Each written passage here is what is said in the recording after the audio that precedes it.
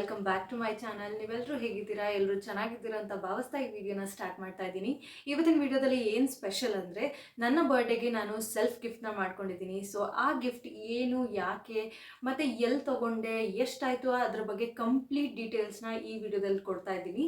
So ಲೇಡೀಸ್ಗೆ especially ಈ video ತುಂಬಾ useful ಆಗುತ್ತೆ, ಹಾಗೆ ಇಷ್ಟ ಆಗುತ್ತೆ ಅಂತ ಅಂದ್ಕೊಂಡಿದ್ದೀನಿ. ಸೊ ಯಾರೆಲ್ಲ ನನ್ನ ವಿಡಿಯೋನ ನೋಡಿ ಇಷ್ಟಪಡ್ತಾ ಇದ್ದೀರಾ ಅವರೆಲ್ಲ ಲೈಕ್ ಮಾಡೋದನ್ನ ಮರಿಬೇಡಿ. ಹಾಗೆ ಸಬ್ಸ್ಕ್ರೈಬ್ ಮಾಡಿ ಯಾರು ನೋಡ್ತಾ ಇದ್ದೀರಾ ಅವರು ನನ್ನ ಚಾನಲ್ಗೆ ಸಬ್ಸ್ಕ್ರೈಬ್ ಮಾಡ್ಕೊಂಡು ನೋಡಿ ಅಂತ ಹೇಳ್ತಾ ವಿಡಿಯೋನ ಸ್ಟಾರ್ಟ್ ಮಾಡ್ತಾ ಇದ್ದೀನಿ. ಸೊ ಫಸ್ಟ್ ಆಫ್ ಆಲ್ ನನ್ನ ಒಂದು ಬರ್ಡೇಗೆ ಈ ಸರಿ ಫಸ್ಟ್ ಟೈಮ್ ನಾನು ಸೆಲ್ಫ್ ಗಿಫ್ಟ್ನ ಮಾಡ್ಕೊಂಡಿದ್ದೀನಿ. ಅದು ಬಂದು ನನ್ನ 11 ಇಯರ್ಸ್ ಕನಸಿಗೆ ಒಂದು ಮೊದಲನೇ ಸ್ಟೆಪ್ ಅಂತಲೇ ಹೇಳ್ಬೋದು. ಸೊ ಈ ಸತಿ ನಾನು ಅದನ್ನು ತಗೊಂಡಿದ್ದೀನಿ. ತುಂಬಾ ವರ್ಷಗಳಿಂದ ನಾನು ಈ ಒಂದು ಕೆಲಸನ ಮಾಡಬೇಕು ಅಂತ ಬರೀ ಮುಂದೆ ಹಾಕೋದೇ ಆಗೋಗ್ತಾ ಇತ್ತು. ಕೆಲವೊಂದ್ಸಲಿ ನಾನು ಹೆಜ್ಜೆ ಇಟ್ಟರೂ ಕೂಡ ಅದು ಏನಾಗ್ತಿತ್ತು ಗೊತ್ತಿಲ್ಲ, ಅಲ್ಲಿಗೆ ನಿಂತೋಗ್ತಾ ಇತ್ತು. ಸೊ ಯಾವುದ್ರ ಬಗ್ಗೆ ನಾನು ಇದನ್ನು ಹೇಳ್ತಾ ಇದ್ದೀನಿ ಅಂದರೆ ಫ್ಯಾಷನ್ ಡಿಸೈನಿಂಗ್ ಬಗ್ಗೆ. ಸೊ ಫ್ಯಾಷನ್ ಡಿಸೈನಿಂಗ್ ಅನ್ನೋದು ನನಗೆ 11 ಇಯರ್ಸ್ ಕನಸು. ನನಗೆ ಬುದ್ಧಿ ಬಂದಾಗಿಂದನೂ ಈ ಒಂದು ಫ್ಯಾಷನ್ ಡಿಸೈನಿಂಗ್ ಬಗ್ಗೆ ನಾನು ತಿಳ್ಕೊಬೇಕು, ಕಲಿಬೇಕು, ಕೋರ್ಸ್ ಮಾಡಬೇಕು, ಅದರಿಂದ ನಾನು ಏನಾದರೂ ಬಿಸ್ನೆಸ್ ಮಾಡಬೇಕು ಅಂತ ತುಂಬಾ ಆಸೆ ಇಟ್ಕೊಂಡಿದ್ದೆ. ಅದಕ್ಕೆ ಸಪೋರ್ಟ್ ಆಗಿ ನನ್ನ ಹಸ್ಬೆಂಡು ಕೂಡ ಇದ್ದಾರೆ. ಏನಾದರೂ ಮಾಡು, ಫ್ಯಾಷನ್ ಡಿಸೈನಿಂಗಲ್ಲಿ ನಾನು ನಿನಗೆ ಹೆಲ್ಪ್ ಮಾಡ್ತೀನಿ, ಜೊತೆಗೆ ನನ್ನ ಕೈಲಾದ ಒಂದು ಪ್ರಯತ್ನ ಕೂಡ ಮಾಡ್ತೀನಿ ಅಂತ ಹೇಳಿದ್ದಾರೆ. ಸೊ ಅವ್ರು ಮಾತ್ರ ನನಗೆ ಎರಡನೇ ತಾಯಿ ಅಂತಲೇ ಹೇಳ್ಬೋದು. ತುಂಬ ಚೆನ್ನಾಗಿ ನನಗೆ ಸಪೋರ್ಟ್ ಮಾಡ್ತಾ ಇದ್ದಾರೆ. ಇಲ್ಲಿವರೆಗೂ ನನಗೆ ತುಂಬ ಸತಿ ಅವರು ಕೂಡ ನನಗೆ ಹೆಲ್ಪ್ ಮಾಡಿದ್ರು, ಅಂದರೆ ಫ್ಯಾಷನ್ ಡಿಸೈನಿಂಗ್ ಕೋರ್ಸ್ಗೆ ಜಾಯ್ನ್ ಆಗಲಿಕ್ಕೂ ಹೆಲ್ಪ್ ಮಾಡಿದ್ರು. ಬಟ್ ಏನಂದರೆ ಗೊತ್ತಿಲ್ಲ ನನಗೆ ಯಾಕೆ ಅಂತ, ಬಟ್ ಅದು ಅಲ್ಲಿಗೆ ನಿಂತೋಗ್ತಾ ಇತ್ತು.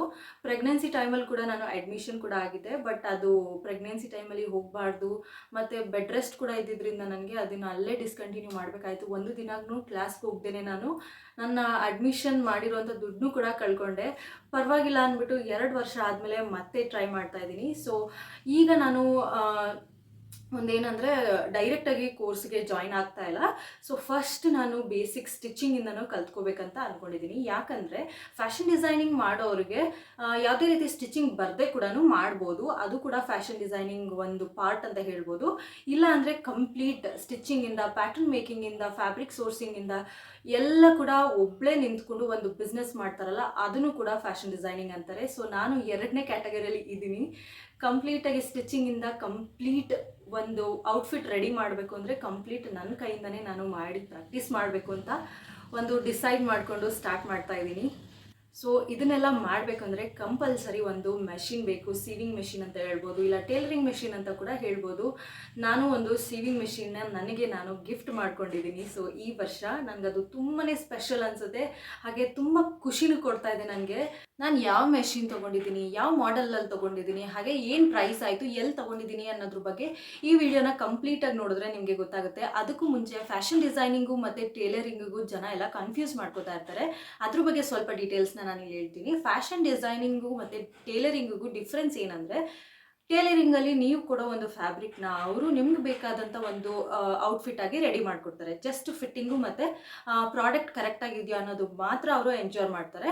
ಬಟ್ ಇಲ್ಲಿ ಫ್ಯಾಷನ್ ಡಿಸೈನಿಂಗಲ್ಲಿ ಕಂಪ್ಲೀಟ್ ಫ್ರಮ್ ಸ್ಕ್ರ್ಯಾಚ್ ಮಾಡ್ತಾರಲ್ಲ, ಆ ರೀತಿ ಎಂಬ್ರಾಯ್ಡ್ರಿಂಗ್ ಆಗಿರ್ಬೋದು ಅಥವಾ ಫ್ಯಾಬ್ರಿಕ್ನ ಸೋರ್ಸ್ ಮಾಡೋದಾಗಿರ್ಬೋದು, ನಾವು ಹೇಳೋವಂಥ ಡಿಸೈನ್ಗೆ ಯಾವ ಫ್ಯಾಬ್ರಿಕ್ ಕಂಫರ್ಟಬಲ್ ಆಗುತ್ತೆ ಅಥವಾ ಸೂಟಬಲ್ ಆಗುತ್ತೆ ಅನ್ನೋದನ್ನು ನಾವು ಡಿಸೈನ್ ಮಾಡಿ ಕೊಡೋದನ್ನು ಫ್ಯಾಷನ್ ಡಿಸೈನಿಂಗ್ ಅಂತ ಹೇಳ್ತಾರೆ. ಒಂದು ಕಂಪ್ಲೀಟ್ ಔಟ್ಫಿಟ್ನ ಫ್ರಮ್ ಸ್ಕ್ರ್ಯಾಚ್ ಮಾಡ್ತೀವಲ್ಲ, ಅದನ್ನು ಈ ಫ್ಯಾಷನ್ ಡಿಸೈನಿಂಗ್ ಕೋರ್ಸ್ ತಿಳಿಸ್ಕೊಡುತ್ತೆ. ಸೊ ಅದನ್ನು ಕಲಿಬೇಕು ಅಂತ ನಾನು ತುಂಬ ವರ್ಷಗಳಿಂದ ಆಲ್ಮೋಸ್ಟ್ 11 ಇಯರ್ಸ್ ಅಂತಲೇ ಹೇಳ್ಬೋದು, ಆವಾಗಿಂದನೂ ಇವತ್ತವರೆಗೂ ಪ್ರತಿದಿನ ಈ ಒಂದು ಫ್ಯಾಷನ್ ಡಿಸೈನಿಂಗ್ ಸಂಬಂಧಪಟ್ಟಂತೆ ನಾನು ಪ್ರತಿದಿನವೂ ಒಂದೊಂದ್ರ ಬಗ್ಗೆ ಯೋಚನೆ ಮಾಡೋದಾಗಿರ್ಬೋದು, ಕಲಿಯೋದಾಗಿರ್ಬೋದು, ರಿಸರ್ಚ್ ಆಗಿರ್ಬೋದು, ಪ್ರತಿದಿನವೂ ಮಾಡ್ತಾನೆ ಬಂದಿದ್ದೀನಿ. ಸೊ ನನಗೆ ಈ ವರ್ಷ ಸೀವಿಂಗ್ ಮಿಷಿನ್ನ ನನಗೆ ನಾನೇ ಗಿಫ್ಟ್ ಮಾಡ್ಕೊಂಡಿರೋದು ಇನ್ನೂ ಖುಷಿ ಇದೆ ಮತ್ತು ತುಂಬಾ ಎಕ್ಸೈಟೆಡ್ ಆಗಿದ್ದೀನಿ.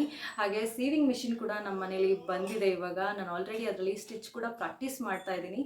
ಸೊ ನನ್ನದೇ ಆದ ಒಂದು ಸಿಲೆಬಸ್ನ ನಾನು ಮಾಡಿಕೊಂಡು ಸ್ಟಾರ್ಟ್ ಮಾಡ್ತಾ ಇದ್ದೀನಿ ಈಗ ಕೋರ್ಸ್ನ ಕಲಿಯೋದಕ್ಕೆ. ಸೊ ಪಾಪು ಚಿಕ್ಕವಳಾಗಿರೋದ್ರಿಂದ ಅವಳನ್ನ ಬಿಟ್ಟು ನಾನು ಯಾವುದೇ ರೀತಿ ಕೋರ್ಸ್ಗಾಗಿರ್ಬೋದು, ಆನ್ಲೈನ್ ಕೋರ್ಸ್ಗಾಗಿರ್ಬೋದು ನಾನು ರಿಜಿಸ್ಟರ್ ಆಗೋದೇ ಇಲ್ಲ.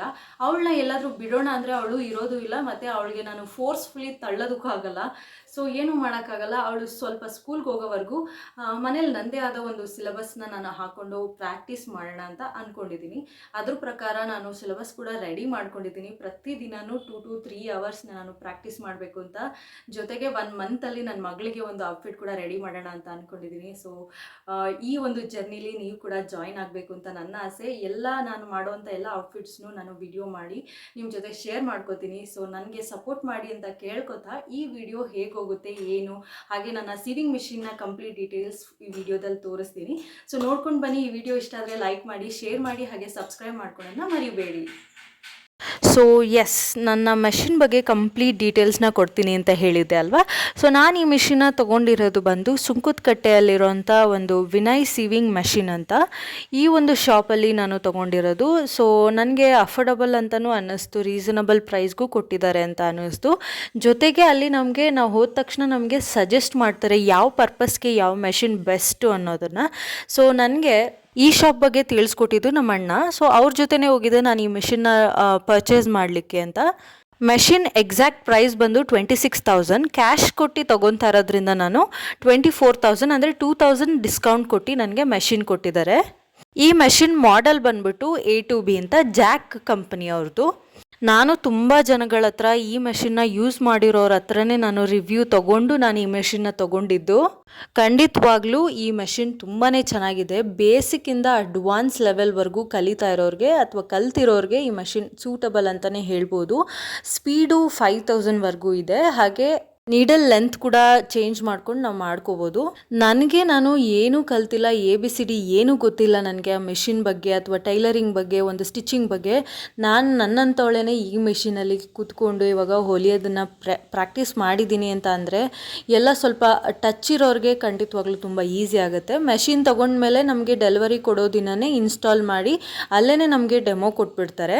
ನೀವೇ ಯೋಚನೆ ಮಾಡ್ಬೋದು, 11 ವರ್ಷದಿಂದ ಕನಸು ಈಗ ನೆರವೇರ್ತಾ ಇದೆ ಅಂದರೆ ನಾನು ಎಕ್ಸೈಟ್ಮೆಂಟ್ ಯಾವ ಪೀಕಲ್ಲಿದೆ ಅಂತ. ಎಕ್ಸೈಟ್ಮೆಂಟ್ ಜೊತೆಗೆ ಸ್ವಲ್ಪ ನರ್ವಸ್ ಕೂಡ ಆಗಿದೆ.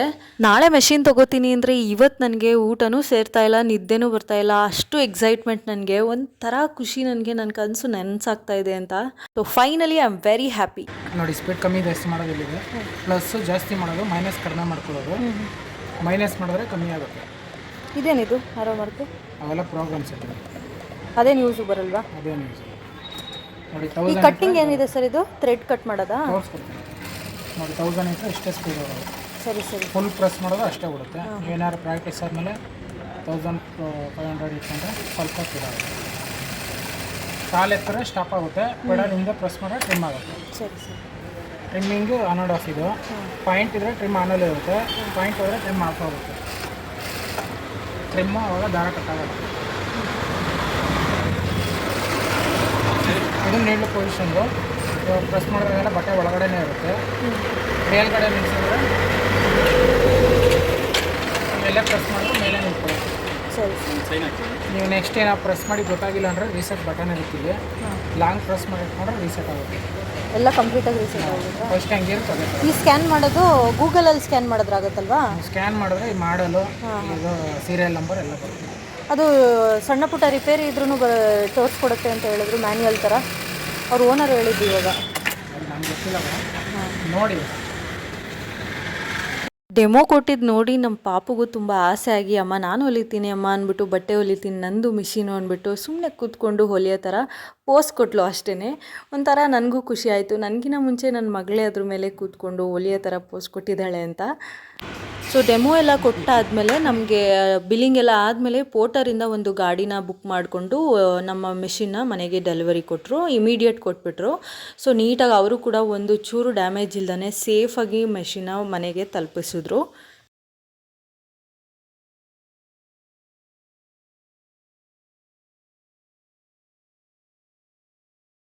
ಇನ್ನು ಇದು ಬಂದು ನೆಕ್ಸ್ಟ್ ಡೇ ಫ್ರೈಡೇನೇ ಪೂಜೆ ಮಾಡಬೇಕು. ಥರ್ಸ್ಡೇನೇ ನನ್ನ ಮೆಷಿನ್ನ ಮನೆಗೆ ತರಬೇಕು ಅಂತ ನಾನು ತುಂಬ ದಿವಸದಿಂದ ಅಂದ್ಕೊಂಡು ಮಾಡಿದ್ದು ಇದನ್ನು. ಆ್ಯಕ್ಚುಲಿ 1 ವೀಕಿಂದನೇ ಹೋಗಿ ವಿಚಾರಿಸ್ಕೊಂಡು ಬುಕ್ ಮಾಡ್ಕೊಂಡು ಬರೋಣ ಅಂತ ಹೋಗಿದ್ದೆ. ಬಟ್ ಒಳ್ಳೆ ದಿನವೇ ತರಬೇಕು, ಏನೋ ಒಂದು ಹೊಸದು ಮಾಡ್ತಾಯಿದ್ದೀನಿ ಅಂದರೆ ಒಂದು ಒಳ್ಳೆ ದಿವಸ ತಂದು ಪೂಜೆ ಮಾಡಿ ಸ್ಟಾರ್ಟ್ ಮಾಡೋಣ ಅಂತ ಥರ್ಸ್ಡೇ ತಂದು ಫ್ರೈಡೇ ಪೂಜೆ ಮಾಡ್ತಾಯಿದ್ದೀನಿ. ಇಲ್ಲಿ ನಾನು ಆಯಿಲ್ ಹಾಕ್ಕೋತಾ ಇದ್ದೀನಿ. ಮೆಷಿನ್ ತೊಗೊಳ್ವಾಗ್ಲೇ ಆಯಿಲು, ಸೂಜಿ, ಕೇಸ್, ಬಾಬಿನ್ ಇದನ್ನೆಲ್ಲ ಬೇಸಿಕ್ ಏನೇನು ಬೇಕೋ ಅದನ್ನು ಕೊಟ್ಟಿದ್ರು ಒಂದೊಂದು ಸೆಟ್ಟು. ಸೊ ಆಯಿಲೆಲ್ಲ ಹಾಕ್ಕೊಂಡು ಮಿಷಿನೆಲ್ಲ ಕ್ಲೀನ್ ಮಾಡಿ ಆಮೇಲೆ ನಾನು ಪೂಜೆ ಮಾಡಿಕೊಂಡು ನಂತರ ನಾನು ಸ್ಟಾರ್ಟ್ ಮಾಡೋ ಒಂದು ಸಿರಿಲಿ ಸಾಕೆಟ್ಗೆ ನನ್ನದು ಒಂದು ಪ್ಲಗ್ಗು ಆಗುತ್ತೋ ಇಲ್ವೋ ಅನ್ನೋದೇ ನೋಡ್ಕೊಂಡಿರಲಿಲ್ಲ. ಬೆಳಗ್ಗೆನೇ ಪೂಜೆ ಎಲ್ಲ ಮುಗಿಸಿ ದೇವಸ್ಥಾನಕ್ಕೆ ಹೋಗಿ ಬಂದು ಸ್ಟಾರ್ಟ್ ಮಾಡಿಬಿಡೋಣ ಅಂತ ಅಂದ್ಕೊಂಡು ಬೇಗನೆ ಎದ್ದು ಎಲ್ಲ ಕೆಲಸ ಮುಗಿಸ್ಕೊಂಡಿದ್ದೆ. ಬಟ್ ಸಾಕೆಟ್ಗೆ ಪ್ಲಗ್ಗೇ ಆಗ್ತಾ ಇರಲಿಲ್ಲ. ಅದಾದಮೇಲೆ ನಾನು ಮಧ್ಯಾಹ್ನ ಸ್ಟಾರ್ಟ್ ಮಾಡಿಕೊಂಡೆ. ಅದಕ್ಕೆ ಒಂದು ಅಡಾಪ್ಟರ್ ಥರ ತೊಗೊಂಬಂದು ಸೊ ಈಗ ನಾನು ಸ್ಟಾರ್ಟ್ ಮಾಡ್ತಾಯಿದ್ದೀನಿ. ನನಗಂತೂ ಹೇಳೋಕ್ಕೆ ಆಗ್ತಾಯಿಲ್ಲ, ಅಷ್ಟು ಖುಷಿ ಆಗ್ತಾಯಿದೆ. ಮತ್ತು ಯಾವಾಗ ಹೆಂಗೆ ಕಲಿತೀನಿ, ಯಾವ ಥರ ಮಾಡ್ತೀನಿ ಅಂತ ತುಂಬ ಎಕ್ಸೈಟೆಡ್ ಆಗಿದ್ದೆ. ಸೊ ದಾರ ಎಲ್ಲ ಹಾಕ್ಕೊಂಡೆ. ಇದಕ್ಕೆ ಪರ್ಟಿಕ್ಯುಲರ್ ಮೆಷಿನ್ಗೆ ಇದೇ ದಾರ ಹಾಕಿದ್ರೆ ತುಂಬ ಚೆನ್ನಾಗೇ ಹೋಗುತ್ತೆ ಅಂತ ನಮ್ಮ ದೊಡ್ಡಮ್ಮ ಹೇಳಿದರು. ಬಟ್ ನಾನು ಮರ್ತುಬಿಟ್ಟು ದಾರ ತರದೇ ಮರ್ತೋಗ್ಬಿಟ್ಟಿದ್ದೆ. ಮಾಮೂಲಿ ನಮ್ಮ ಮನೆಯಲ್ಲೇ ಇರೋವಂಥ ಸ್ಪನ್ ಪಾಲಿಸ್ಟರ್ ದಾರ ಬರುತ್ತಲ್ಲ ಅದನ್ನೇ ಹಾಕೊಂಡು ಸ್ಟಾರ್ಟ್ ಮಾಡಿದೆ. ಒಂದಷ್ಟುದ್ದ ಬಂತು, ಆಮೇಲೆ ಕಟ್ ಆಗ್ತಾಯಿತ್ತು ದಾರ ಆಗಾಗ. ಸೊ ಸರಿ ಅಂದ್ಬಿಟ್ಟು ಒಂದಷ್ಟುದ್ದ ಸ್ಟಾರ್ಟ್ ಮಾಡಿದ್ದೀನಲ್ಲ, ಚೆನ್ನಾಗಿ ಸ್ಟಾರ್ಟ್ ಆಯಿತು ಅಂದ್ಬಿಟ್ಟು ನಾನು ಅಲ್ಲಿಗೆ ಎಂಡ್ ಮಾಡಿದೆ. ಸೊ ಮೆಷಿನ್ಗೆ ಏನೇನು ಬೇಕು ಮೆಟೀರಿಯಲ್ಸ್ ಅನ್ನೋದನ್ನೆಲ್ಲ ನೋಟ್ ಮಾಡಿಕೊಂಡು ನೆಕ್ಸ್ಟ್ ಏನೇನು ತೊಗೋತೀನಿ ಅದನ್ನೆಲ್ಲನೂ ನೆಕ್ಸ್ಟ್ ವೀಡಿಯೋಸಲ್ಲಿ ನಾನು ಹಾಕ್ತೀನಿ. ಇನ್ನೂ ಯಾರೆಲ್ಲ ನನ್ನ ಚಾನಲ್ಗೆ ಸಬ್ಸ್ಕ್ರೈಬ್ ಮಾಡ್ಕೊಂಡಿಲ್ಲ ಖಂಡಿತವಾಗ್ಲೂ ಸಬ್ಸ್ಕ್ರೈಬ್ ಮಾಡ್ಕೊಳ್ಳಿ. ಇನ್ಮೇಲೆ ನನ್ನ ಡೈಲಿ ವ್ಲಾಗ್ಸ್ ಜೊತೆಗೆ ಕುಕಿಂಗ್ ವ್ಲಾಗ್ಸ್ ಜೊತೆಗೆ ಫ್ಯಾಷನ್ ಡಿಸೈನಿಂಗ್ ರಿಲೇಟೆಡ್ ಕಂಟೆಂಟ್ಸ್ ಕೂಡ ಬರ್ತಾ ಇರುತ್ತೆ. ಸೊ ನನ್ನ ಜೊತೆ ನೀವು ಕೂಡ ಕಲಿಬೋದು ಅಂತ ಹೇಳ್ತಾ ಈ ವಿಡಿಯೋನ ಇಲ್ಲೇ ಎಂಡ್ ಮಾಡ್ತಾ ಇದ್ದೀನಿ. ಈ ವಿಡಿಯೋ ಏನಾದರೂ ಇಷ್ಟ ಆಗಿದ್ರೆ ನಿಮ್ಮ ಫ್ರೆಂಡ್ಸ್ ಆ್ಯಂಡ್ ಫ್ಯಾಮಿಲೀಸ್ಗೆ ಶೇರ್ ಮಾಡ್ಕೊತ ಲೈಕ್ ಮಾಡಿ, ಹಾಗೆ ಸಬ್ಸ್ಕ್ರೈಬ್ ಕೂಡ ಮಾಡ್ಕೊಳ್ಳಿ. ಮುಂದಿನ ವಿಡಿಯೋದಲ್ಲಿ ಸಿಗ್ತೀನಿ. Thank you for watching.